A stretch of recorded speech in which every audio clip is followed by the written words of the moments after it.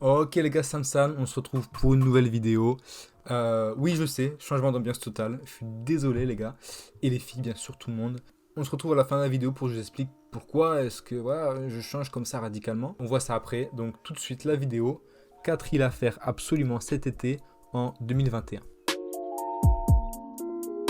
Après un calme plat, après une année blanche, dirons-nous, où les liens sociaux ont été bafoués, voilà, coupés, et où les cicatrices ont du mal à se refaire. Dites-moi, de quoi avez-vous rêvé pour cet été? Où avez-vous rêvé de voyager, de partir, tout seul ou à plusieurs, pour vous détendre et découvrir de nouveaux horizons? Vous n'y avez pas pensé? Ça tombe bien, je suis là pour vous. J'ai dégoté pour vous 4 îles magnifiques à faire absolument cet été. Allez, c'est parti. Disclaimer! Pour voyager hors de France cet été, vous aurez besoin du pass Covid. Alors, qu'est-ce que le pass Covid? Bah oui, qu'est-ce que c'est que le pass Covid? Donc, dans le pass Covid, il y a 3 obligations. Vous en choisissez une des 3. Soit être vacciné, soit avoir eu le Covid durant les 3 mois avant le voyage, soit le fameux test PCR. Et tout de suite, on commence par la première île, l'île de Malte, qui est une petite île perdue au milieu de la Méditerranée, mais bon, je suis sûr que vous savez où c'est. Alors, pourquoi est-ce que j'ai choisi? Tout simplement parce que ça réunit un petit peu tout. Voilà. Tout d'abord, il y a un aspect culturel et historique, avec la ville de La Valette notamment. Construite en 1500 par les chevaliers de Saint-Jean, La Valette est une ville historique qui se démarque par son patrimoine, connu essentiellement pour ses cathédrales et ses palais. Et avoir absolument la co-cathédrale de Saint-Jean qui héberge un intérieur époustouflant et où tous les piliers et murs sont recouverts d'or. Mais il y a aussi le festif, voilà, pour vous qui aimez picoler un petit peu, on va pas se mentir. Ladies and gentlemen.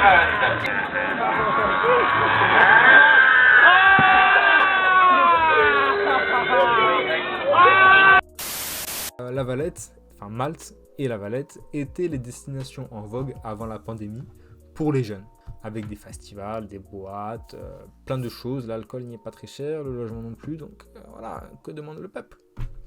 Et pour ceux qui préfèrent la nature, il y a également beaucoup de choses à voir, voilà, notamment les falaises d'Engli, qui est le point culminant de l'île, à 250 mètres de hauteur, que vous pouvez atteindre en rando, et vous pouvez pique-niquer comme ça devant la mer Méditerranée. Mais ce n'est pas tout parce que Malte, il y a l'île principale, mais il y a aussi la petite sœur, Gozo, qui est-elle un petit peu protégée par l'urbanisme et par le tourisme de masse. Voilà, c'est quelque chose de plus naturel. Il y a moins d'artifices là-bas. Et c'est pourquoi elle offre un paysage donc naturel, forcément, dénué de trop d'infrastructures, où vous pourrez vous balader, faire des petites randos, mais également vous relaxer à la baie de Ngar Xini. J'ai galéré à la voir celui-là. Et à cette baie ou ailleurs, si vous êtes amateur de plongée, l'île de Gozo offre une faune et une flore magnifiques où vous pourrez découvrir à volonté hippocampe, dauphin si vous avez de la chance, mais mon préféré, le poisson perroquet arc-en-ciel.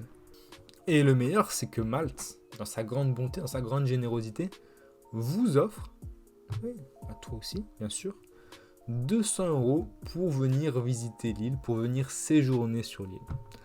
Alors, quand je dis 200 €, c'est jusqu'à 200 €. Et puis c'est pas que les seules conditions en fait. Pour avoir cette aide, il vous faut impérativement séjourner plus de 3 jours sur l'île, jusque là ça va, mais également dans un hôtel de 3 étoiles ou plus. Dans un hôtel 3 étoiles, on vous donne 100 €, 4 étoiles 150 et 5 étoiles 200 €. Enfin bon, dépêche-toi parce que l'aide est réservée aux 35 000 premiers qui s'inscriront. C'est même déjà trop tard. Désolé. Et on passe à la seconde île, l'île prénommée Covid-Free. Alors, pourquoi l'île Covid-Free? Tout simplement parce que le gouvernement grec, il fonctionne essentiellement sur le tourisme. Voilà, l'économie grecque, c'est beaucoup de tourisme, plus qu'en France. C'est pourquoi le gouvernement grec a décidé d'effectuer une vaccination de masse sur ces îles les plus touristiques, afin de créer un vaccin bouclier.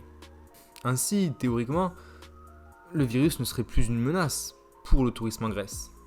C'est pourquoi on les appelle les îles Covid-Free. Et l'argument principal est que peut-être cet été, il n'y aura pas besoin de masque sur ces îles. Pour l'instant, tu vas sur les dance floors, il n'y a pas grand monde qui porte le masque. L'île est grecque d'Elafonissos.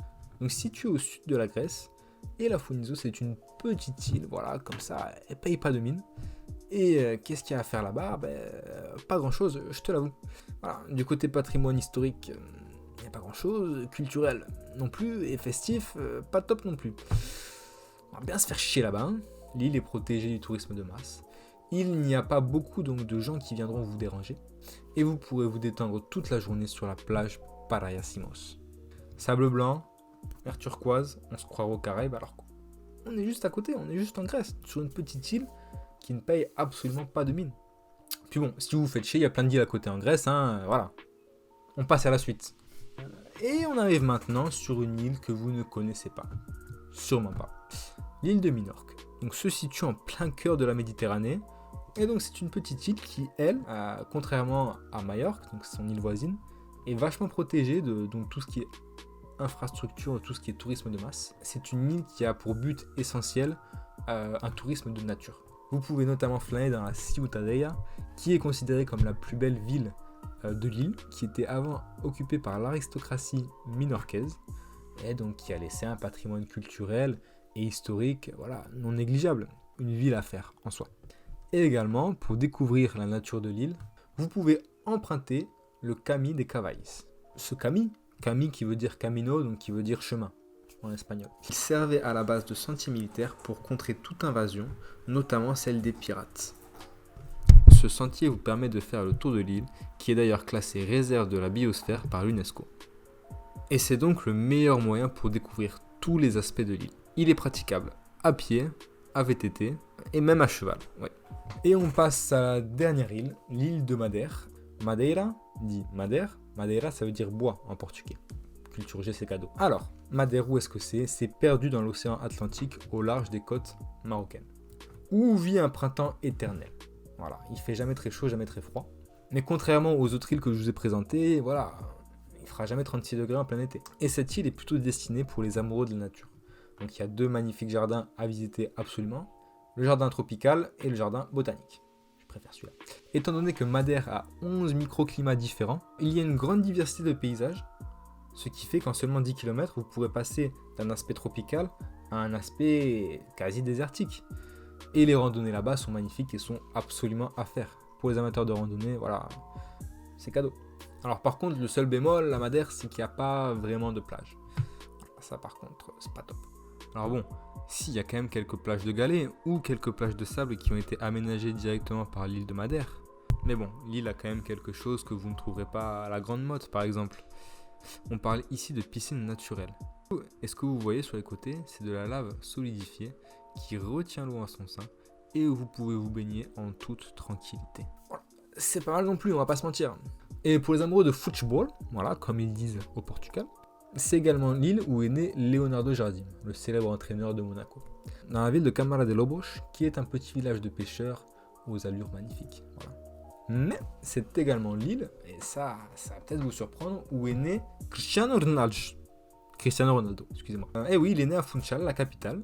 Et voilà, il s'est fait connaître à Madère avant de partir au Sporting au Portugal. Il a un musée là-bas, il a un hôtel, et le plus fou, ça par contre, ça m'a rendu fou ça. Est-ce que vous savez comment s'appelle l'aéroport à Madère ? L'aéroport international Cristiano Ronaldo. Le mec a un aéroport à son nom quoi. Ils ont même fait une statue à son effigie, mais bon, sans commentaire. Hein. Et voilà, on a fait le tour de Madère. Ok, on a vu les 4 îles à visiter d'urgence en 2021. Alors, que ce soit clair, je vais pas vous mentir, hein, j'ai été assez vite et succinct sur la description des îles pour pas que ce soit une vidéo de 20-25 minutes.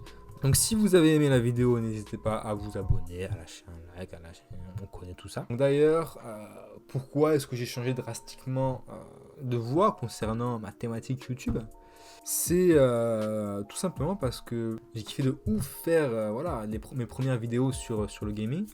Mais le problème, c'est que ça commençait à s'étioler. Voilà, ça fait quand même 2 mois. Bon, c'est pas grand chose, mais en même temps, c'est quand même pas mal. Je commençais un petit peu à m'enlacer. Je savais pas trop quoi faire en fait. C'est sur ça, je savais pas trop quoi faire, comment le faire. Mais voilà, donc on part sur un nouveau thème.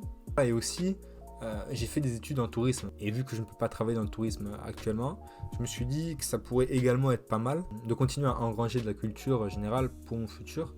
Et puis surtout, voilà, c'est ça ma passion réelle, c'est le tourisme, voilà. Et voilà. J'espère que ça vous plaira. Je vous en voudrais pas si vous arrêtez de regarder, il n'y a pas de problème. On se retrouve la semaine prochaine. Et je vous fais des gros poutous. Bisous.